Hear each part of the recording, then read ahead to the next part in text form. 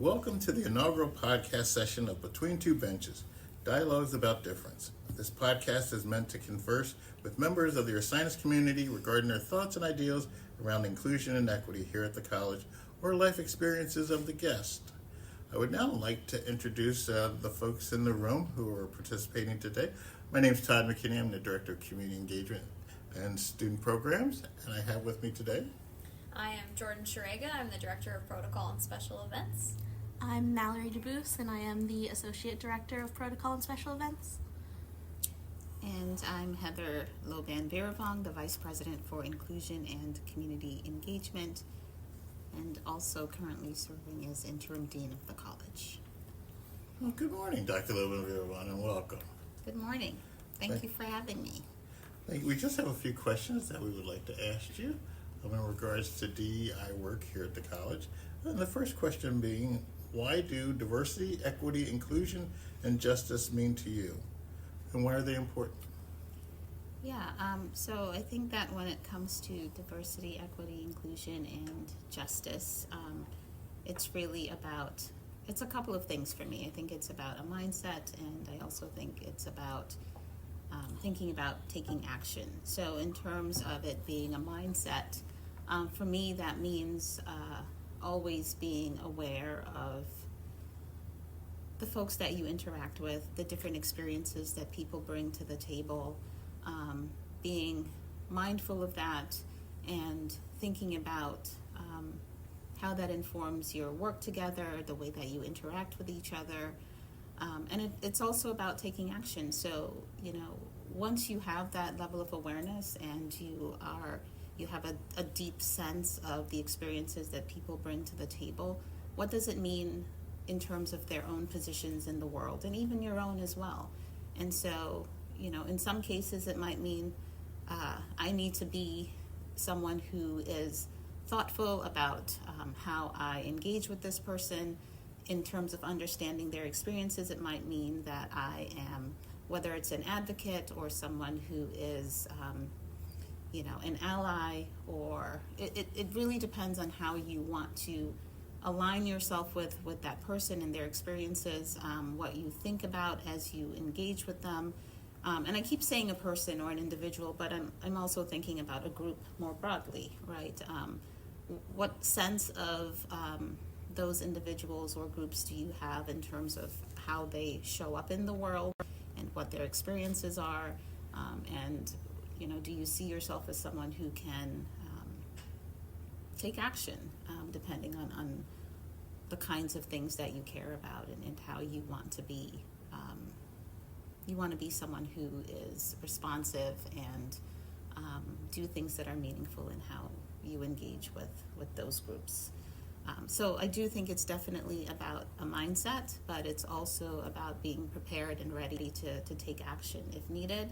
And it doesn't need to be anything really big. It can be small. So in some cases, it can be how you treat that person, and being respectful and treating someone with integrity.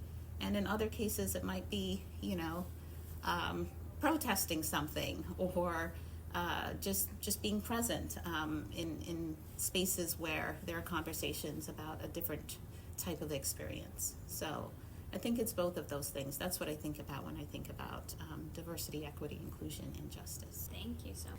Could you talk about a topic in DEIJ that you're most passionate about, and if you're comfortable sharing where that passion comes from? Yeah, I do, just because of how I identify in the world, I certainly think about racial and ethnic diversity. And of course, there are others as well, but that really is something that's central for me because, I embody a particular type of identity. I generally think about this in terms of my own experience as an undergraduate, and I think that's why I continue to work in higher education, because I think about what it meant for me to go to an institution that was historically predominantly white, and feeling marginalized and feeling like the only person, and in some cases I was the only person in the room who identified in a particular way.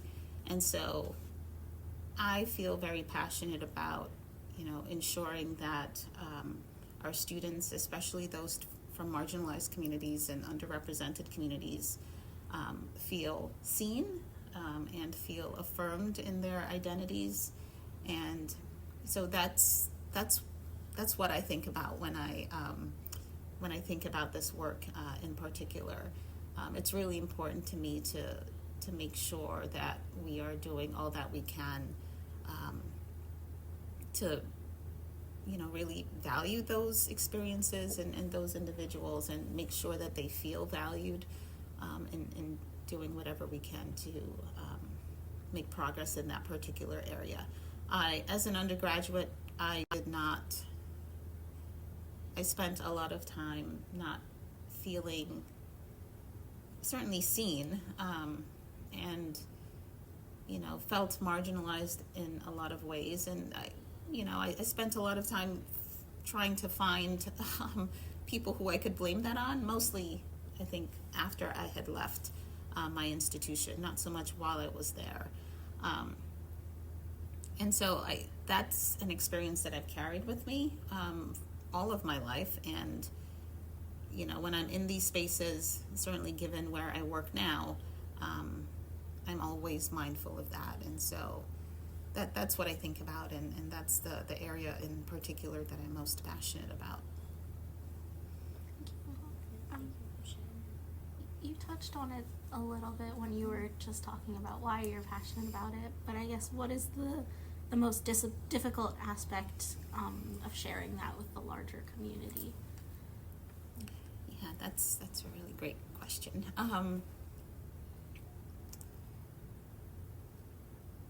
I think for a very long time I imagined that this was something or a feeling that I did not want to express, right? That is, feeling marginalized as an undergraduate, and taking that feeling with me as part of the work that I do now, and certainly how it informs the way that I think about my own interactions with others, and wanting very much to ensure that not just students, but even faculty and staff feel affirmed and valued in the way that they show up in the world. It's hard to talk about it because sometimes I've often thought that it reveals a certain level of vulnerability. I've also thought that, maybe I was or have been overreacting to that experience, or was too sensitive to it, that somehow there is an element of shame on my part. And so that has been something that I've carried with me for a long time, and I think I still carry that with me. Maybe not, it's not quite as acute as it has been in past years, but sharing that is something that I think has been quite difficult. I don't ever want to present as somehow, maybe not fully embracing the experience that I was having as an undergraduate, but the experience that I had was a very real one.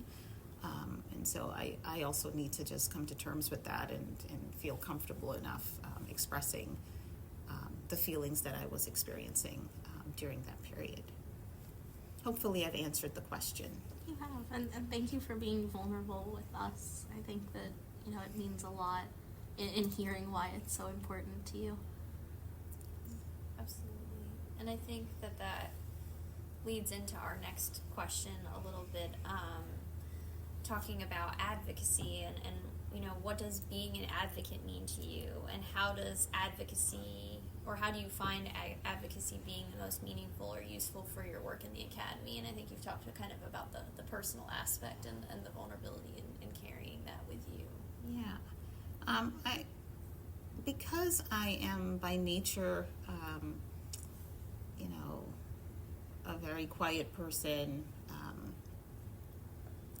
I like to imagine that advocacy and different ways that we show up in the world, that there can be different levels of that, right? So for some people, advocacy means like you have to be like larger than life, and be the loudest person, and if you don't say something, somehow,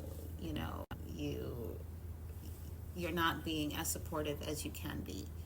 And so just given the way that I show up in the world and the way that I see myself, I believe in quiet advocacy as well. And sometimes that's not appropriate. I'm happy to admit that. Sometimes you just have to be loud, and you have to just speak up and say more than maybe another person would.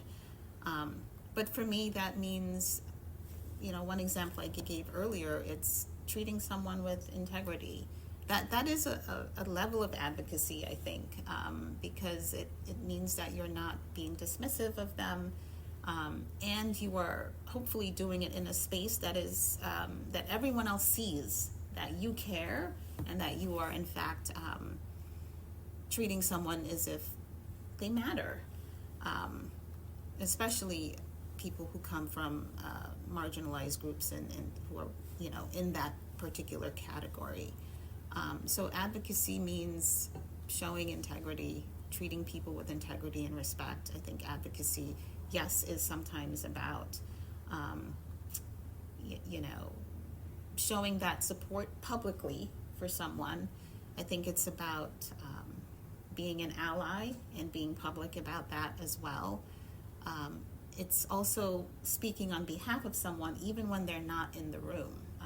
That is advocacy as well. So that person does not have to be there, or that group doesn't have to be there, but that level of advocacy should carry no matter what space you're in, no matter what audience is in front of you, no matter what group you're a part of.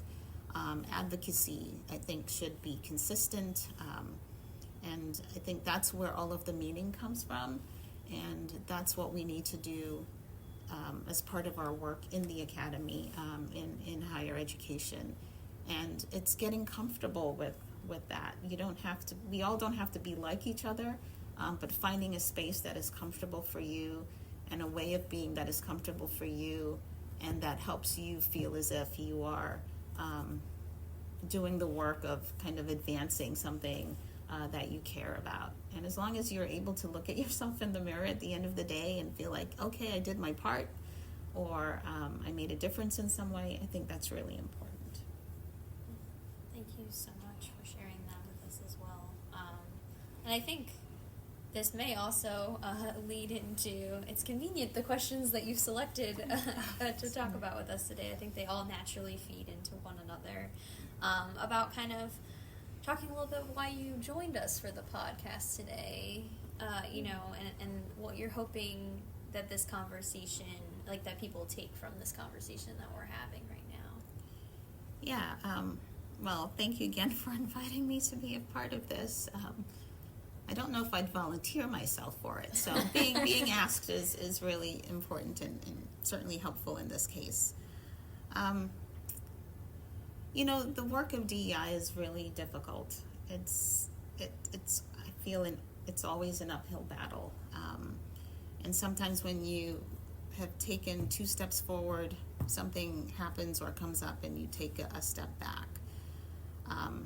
I think what I hope folks listening, what they hear from this is that no matter what, it's important to just continue that work. And it's also important to make sure that you are finding ways of connecting with others, that you are affirming experiences, that you are making people feel seen, because that's important. That's also important. It seems really small, but that's really important to the work as well. Well, we've had a great time talking with you today, Dr. Lobban-Viravong, and one of the things that we have on our list of questions just to consider for closing or finishing remarks, I'm just going to pick one of the questions from our list of questions, but if any strike you that you'd like to engage, feel free to. But the one I'm most interested in is, what fills your cup personally or professionally, and how does that motivate you in relationship to the topic? And you gave us the topic that you went to come from this session today about leadership among faculty administrators as a person of color, so being a person who is on the faculty and a senior member of the administration here, we appreciate you taking time out to talk with us today, so thank you. Yeah, absolutely. So what fills my cup? So, personally, and I'm sure you expect me to say this, but it's the truth. I think that it's really about my family. And, no matter what happens here at work, just being able to go home at the end of the day and know that there's some people waiting for me who take me as I am, essentially, right? Because sometimes that's not easy in the workspace, right? There's a lot that has to be negotiated when you're at work, and so just being able to go home and feel accepted for who I am and what I bring, I think is really important. So I get filled up that way each day when I leave here and I go home to my family. Professionally, I think for me, I might not answer this question in the way that you would imagine, but I think for me, the way that it goes back to how I answered the previous question. Being authentic is really important to me. Leading with integrity is really important to me. Helping people feel seen is really important to me. Taking the time to and it's it's not perfect because I'm very busy, but I try no matter what to make sure that I take time to connect with folks in whatever ways I can, and that actually fills me up. And also just being able to work with people who are supportive of the work that I'm doing on this campus, and feeling that support and seeing that support, that's motivating for me. It helps me come back day after day. I think if I lost that in any way, it would really be hard to continue. But knowing that there are people here who really care about the work that's happening, and also care about me as a person, and there are people that I care about here as well. That's important. I mean, sometimes we dismiss that element and think it's not important, but it's still very important, and that's it provides meaning in terms of the work that we do and the way that we conduct ourselves on this campus. So that's how I get filled up. Jordan, Mallory, any last thoughts? I don't know. Other than just, I'm just full of gratitude and grateful that you shared not only kind of your philosophy professionally, but also, weaving in your personal stories of what motivates you, and why you continue the work that you're doing. And yeah, it's just been an honor to work with you and to work with DICE, unofficially the greatest division on campus. But officially, since it's recorded. Yeah, exactly. But Mallory, I don't know if you have anything else to add.